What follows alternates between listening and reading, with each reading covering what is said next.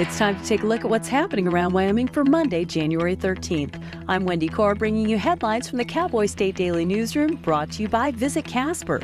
Visit Casper invites you to come enjoy the Casper International Film Festival January 31st through February 2nd. A broad range of films from local and international filmmakers will be shown.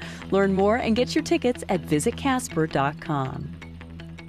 Cheyenne firefighters were dispatched to a structure fire at a familiar address Saturday night just north of the city limits. The corrugated steel three-bay garage is the Laramie County Fire Authority's Station 74, a non-operational facility that's home to the department's mechanic and wildland firefighting team. Cowboy State Daily's Greg Johnson drove to the firehouse that was completely gutted by the blaze. All the doors were off, and it looked like just nuclear apocalypse landscape inside. These trucks were totally burned out. They were ash, they were gray, they were half melting. It's right across the street from a nursery, a popular nursery here in Cheyenne. The owner of the nursery described watching it burn and was just worried and concerned that it was going to jump over the road. And luckily, no one was there. It's not a manned station anymore. They use it to store their wildland firefighting gear, and the mechanic is based out of there, so they do some work. So there's nothing there that affects day-to-day responses. An investigation into what caused the fire is still underway. It's being handled by the Bureau of Alcohol, Tobacco, and Firearms and the Laramie County Sheriff's Office. In late 2022, a San Diego couple began construction on a 3-story mountain getaway on the banks of Lower McDonald Creek just inside Glacier National Park. Cowboy State Daily's David Madison reports that a federal judge is now weighing arguments in a lawsuit over the house, and her decision could invite more unregulated development inside national park boundaries. So this couple did not get approval from the state of Montana, which regulates these kinds of things through local conservation districts. So now it's turned into this fight between this couple and the Flathead Conservation District. It's gone all the way up to federal court. We had a hearing on Wednesday, and now a judge has to decide, does the state of Montana have jurisdiction on private land inside Glacier Park, or is that jurisdiction reserved solely for the park? If John and Stacy Ambler prevail in this federal case, the court could grant them immunity from a long-standing state law, which is meant to prevent costly damage to Montana's streams caused by developing in the stream bed or too close to the water along the banks. The Wyoming Supreme Court is considering whether and when it's appropriate for law enforcement agents to search a criminal defendant's lawyer.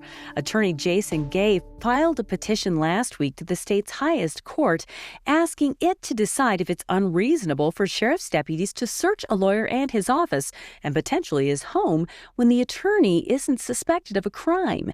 That's according to Cowboy State Daily's Claire McFarland. Mr. Chet Walker of Southwest Wyoming was like, hey, I'm charged with violation of protection order, but I have some evidence that my wife violated a protection order and did some other bad things. And those are in videos on my phone. And so law enforcement tried working with Walker's attorney, Jason Gay, but ultimately the judge granted a warrant to search the lawyer's person, property, premises, and his firm. So the attorney, Jason Gay, is telling the Wyoming Supreme Court, like, you have to intervene, because when cops start searching criminal defendants' offices, there's a risk that they'll stumble on other client files or other incriminating things or sensitive things that are supposed to be attorney-client privilege. Gay told Uinta County authorities that he could hand over the needed data, but he wanted them to specify the scope, or just what they wanted, from the phone first, so only some evidence from the phone would be made available to law enforcement. Well, as if hunting elk in Wyoming's high country isn't already tough enough, Cade Cole took it up several notches by venturing into the mountains without food or water to live off the land. The 30-year-old hunter from Crowheart told Outdoors reporter Mark Hines he was able to kill a 5-point bull with a 15-yard shot and return home after 5 days in the backcountry with only 2 horses and a mule for company. He said that bare-bones primitive approach is all about getting back to the roots of hunting. Over the past few years, he's kind of been pushing himself to more and more primitive extremes. He took his bow, his knife, and the clothes on his back, and that's all he took. In other words, he forced himself to live off the land. He started fires with the old-fashioned friction method. Just a cool experience of someone taking their skills and their knowledge of the wilderness to the utter extreme and challenging himself as hard as he could. Cole makes a living by guiding hunting trips and also offers wilderness survival courses, but he said he doesn't expect his clients to go to the extremes that he did. U.S. Highway 20 was thoroughly immersed in darkness when Winnie Molnar left Worland last Saturday night. That's why she was surprised to have her route illuminated by several beams of light shining up into the sky. Molnar stopped to take photos of places where the light stretched like skyscrapers into the starless sky. The phenomenon, called light pillars, aren't all that unusual. That's according to Cowboy State Daily's Andrew Rossi, but they only appear under certain atmospheric conditions. We're not talking like 32 or 30 degrees, but in the teens or single digits or lower. The ice in the air forms into hexagonal crystals, and then when the light of the surrounding landscape, whether that be your car or street lights or refineries off in the distance, the light reflects into these giant pillars that extend up into the heavens as far as you can go, and they reflect the color of the light. So they're a very beautiful phenomenon to witness. Light pillars are more common in low spots like river valleys and basins where conditions can get colder and calmer. And now let's take a look at today's weather with Cowboy State Daily meteorologist Don Day. Cold northwest winds aloft mean more chilly temperatures and gusty northwest winds across the state today and into a good part of Tuesday. For you folks in north central and northeastern Wyoming, still expect some occasional periods of snow and snow showers. Nothing real heavy, but along that I-90 corridor from around Billings to Sheridan to near Buffalo, then along Interstate 90 to Gillette, Sundance, and over into Rapid City. Snow showers, cold northwest winds, and hazardous travel today. Scattered flurries elsewhere, cold northwest winds. Then the middle of the week, we have a break. There's going to be a little bit of high pressure moving temporarily between Wednesday through Thursday. That will lead to warmer temperatures and dry conditions. However, a heads up to livestock interests and a heads up to travelers, probably the coldest air of the winter season so far will be arriving by next weekend, and we'll have more on that cold snap for you as we progress through the upcoming week. You can get Don's full forecast on the Cowboy State Daily website. I'll be back in just 15 seconds with more news. Open enrollment is here. Discover a range of low-cost plans from Blue Cross Blue Shield of Wyoming. Shop now to find the best option for you. Online, in town, in touch. We're right around the corner. Blue Cross Blue Shield of Wyoming. What's your plan? It's not yet ready for market, but a little robot gadget will be a game changer for agriculture safety and could save lives by preventing grain bin accidents. The device, called a grain Weevil, is a 50-pound remote-controlled robot created by a Nebraska family, which could help prevent the roughly 25 grain bin engulfment deaths that happen every year. A family friend who kind of knew their expertise said, hey, why don't you make some kind of robot to where I don't have to go into a grain bin ever again. So they did a little research, and when they found out how dangerous it really is to go in a grain bin, they said, heck yeah, we're going to do that. They did get a $1.1 million in total grant from National Science Foundation to develop this. What looks like a solid pile of grain really isn't. If you collapse one of these air pockets, which can sometimes be quite large, it just sucks you in kind of inexorably. If you fall in over your knees, you will struggle to get out by yourself. If it's up to your chest, it's like an emergency situation. It's literally crushing the life out of you. The grain Weevil can do just about anything a person with a shovel might need to do in a grain bin, like tamping down air pockets, scooping stuck grain off the walls, and breaking up surface crust so that the grain will dry properly. The device has already caught the eye of at least one Wyoming farmer who said he hopes it will be available soon. Well, imagine a future when self-driven 18-wheelers navigate the most infamous mountain highways in the West, such as Teton Pass and Gallatin Canyon.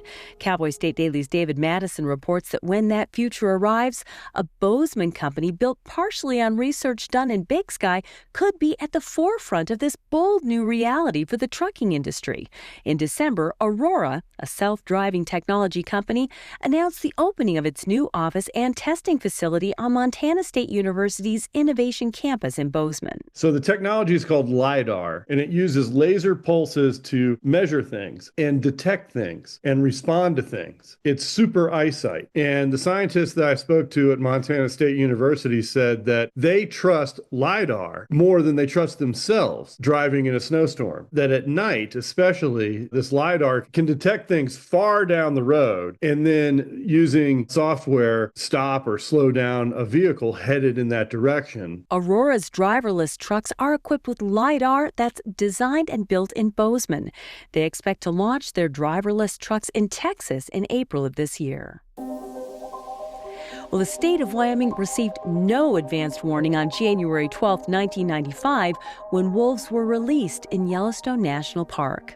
Then Wyoming Governor Jim Geringer told Outdoors reporter Mark Hines that then U.S. Secretary of the Interior Bruce Babbitt didn't even offer the professional courtesy of a phone call.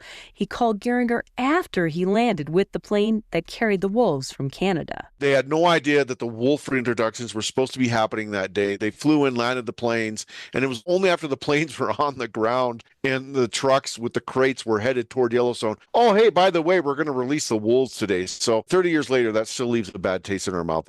Wildlife biologists agree that the reintegration of wolves into Yellowstone has been a resounding success. But Geringer maintains that the way Babbitt started the reintroduction was disingenuous and dismissive of Wyoming's concerns and perspective. Well, Bugs Bunny and Elmer Fudd have one of the most iconic rivalries in Hollywood history, and one of the earliest cartoons to feature the two characters facing off was set in familiar-ish landscape, Yellowstone National Park. Cowboy State Daily's Andrew Rossi reports that although Wabbit Twubble was released in 1941, it's taken on a new life thanks to the eclectic humor of the internet. There's an internet meme called Bigchungus, which is just a fat Bugs Bunny that's become incredibly popular in the 21st century. Now, it's just happened about what's the origin of that? And it came from a 1941 cartoon. Wabbit Twubble was set in Yellowstone National Park, which is a westful tweet for Elmer Fudd. It's a really interesting cartoon from the nascent period of the Bugs and Elmer rivalry, where both the characters are recognizable, but they're not their established selves. And the fact that it's set in a Yellowstone but not is just their clever way of being funny back in the 1940s. But the fact that you can get a big chungus out of it today is a sign that these cartoons have a timeless quality that a lot of media lacks, and people are still enjoying gags and elements of those cartoons nearly a century later.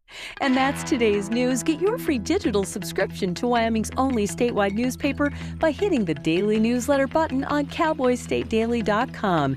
And you can watch this newscast every day by clicking subscribe on our YouTube channel. Thanks for tuning in. I'm Wendy Corr for Cowboy State Daily.